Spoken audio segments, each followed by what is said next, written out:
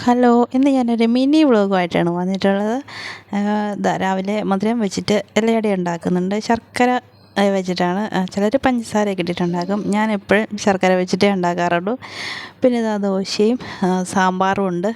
അപ്പോൾ രണ്ട് ഐറ്റം എന്താണെന്ന് വെച്ചാൽ അമ്പാടി സ്കൂളിൽ ചോറ് കൊണ്ടുപോകില്ല. അപ്പോൾ ഞാൻ അടയാണ് അവന് കൊടുത്തു വിടുന്നത്.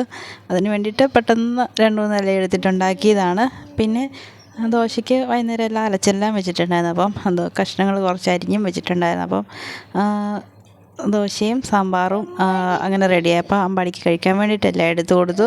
പിന്നെ ഇത് ഇലയട ഉണ്ടാക്കിയത് ആക്കി വെച്ചതാണത് അവന് കൊടുത്തു വിടാൻ വേണ്ടിയിട്ട്, ചൂട് പോകാൻ വേണ്ടിയിട്ട് ഒന്ന് തുറന്ന് വെച്ചതായിരുന്നു. പിന്നെ ഇതാ തോരനാണ്, ചുണ്ടും പയറും കൂടി തോരൻ. പിന്നെ ഞാൻ കുളിച്ചിട്ടൊക്കെ വന്നിട്ട് ഞങ്ങൾക്ക് കഴിക്കാൻ വേണ്ടിയിട്ടുള്ള ദോശ ഉണ്ടാക്കുവാണ്.